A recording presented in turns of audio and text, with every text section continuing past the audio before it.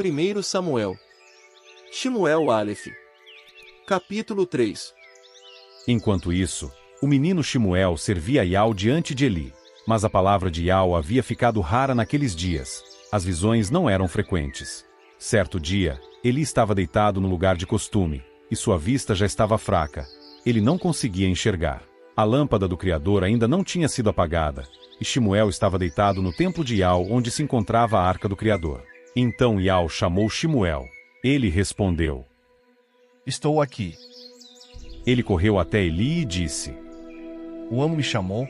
Mas Eli disse: Não o chamei.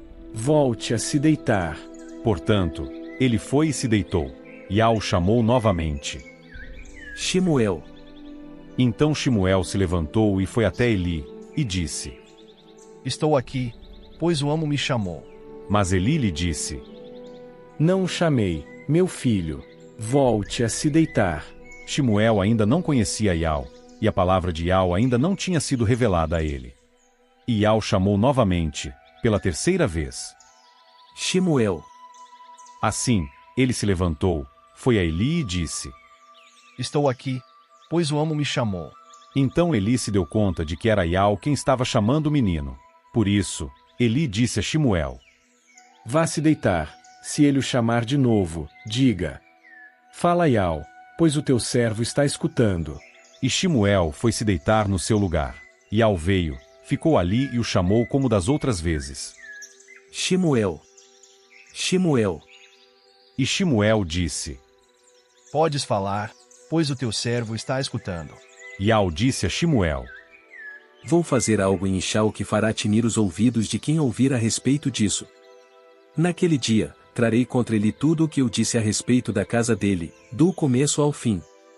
Diga-lhe que vou executar um julgamento definitivo contra a casa dele pelo erro que ele sabe bem qual é, pois os filhos dele estão me amaldiçoando e ele não os repreende. É por isso que jurei à casa de Eli que o erro da casa de Eli nunca será expiado com sacrifícios ou com ofertas. Shemuel ficou deitado até a manhã. Então abriu as portas da casa de Iau. Shemuel estava com medo de contar a Eli a visão que havia tido. Mas Eli chamou Shemuel. Shemuel, meu filho. Estou aqui. Eli perguntou: O que foi que ele disse a você? Por favor, não esconda nada de mim. Que o Criador o castigue, e que o faça severamente, se você esconder de mim uma só palavra de tudo o que ele falou. Portanto, Shemuel lhe contou tudo e não escondeu nada. Eli disse: É Iau. Que ele faça o que for bom aos seus olhos. Shemuel continuou a crescer, e o próprio Iau estava com ele e não deixou que nenhuma de todas as suas palavras ficasse sem se cumprir. Todo Ishau, desde Dan até Berseba, percebeu que Shemuel tinha sido escolhido como profeta de Iau. E Iau continuou a aparecer em Silo, pois foi em Silo que Iau se revelou a Shemuel por meio da palavra de Iau. 1 Samuel. Shemuel. Capítulo 4. E a palavra de Shemuel se espalhou por todo Ishau. Então Ishau saiu para enfrentar os filisteus em batalha. Os ishalitas se acamparam junto a Ebenezer, e os filisteus estavam acampados em Afeque. Os filisteus se puseram em formação de batalha para enfrentar Ishau. Mas a batalha foi difícil, e Ishau foi derrotado pelos filisteus, que mataram cerca de 4.000 homens no campo de batalha. Quando os soldados voltaram ao acampamento, os anciãos de Ishau disseram: Porque Iau permitiu que fôssemos derrotados hoje pelos filisteus. Vamos trazer a arca do pacto de Iau de Silo, para que ela esteja conosco e nos salve das mãos dos nossos inimigos. Portanto, enviaram mensageiros a Silo e trouxeram de lá a arca do pacto de Iau dos exércitos, que está sentado em seu trono acima dos querubins. E Ofne e Finéias, os dois filhos de Eli, acompanharam a arca do pacto do verdadeiro Criador. Assim que a arca do pacto de Iau entrou no acampamento, todos os ishalitas começaram a gritar, de modo que a terra tremeu. Quando os filisteus ouviram a gritaria, disseram: Que gritaria é essa no acampamento dos hebreus? Por fim, ficaram sabendo que a arca de Iau tinha chegado ao acampamento.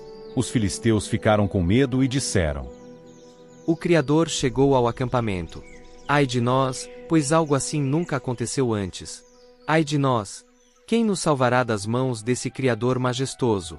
Esse é o Criador que golpeou o Egito com todo tipo de pragas no deserto. Tenham coragem, sejam homens, ó filisteus, para que vocês não sirvam aos hebreus assim, como eles serviram a vocês. Sejam homens e lutem. Assim, os filisteus lutaram e derrotaram os israelitas, que fugiram cada um para sua tenda. A matança foi muito grande, caíram 30.000 soldados de Ishal. Além disso, a arca do Criador foi tomada, e Ofni e Finéias, os 2 filhos de Eli, morreram.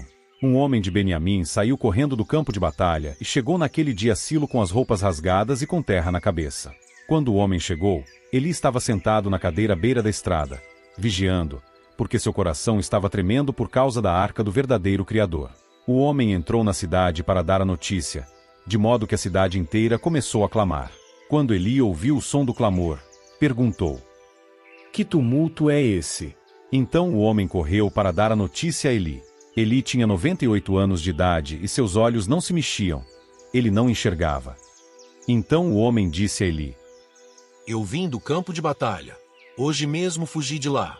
Eli perguntou: O que aconteceu, meu filho? E o homem que trazia a notícia disse: Ishal fugiu dos filisteus e o exército sofreu uma grande derrota. Além disso, seus 2 filhos, Ofni e Finéias, morreram. E a arca do verdadeiro Criador foi tomada.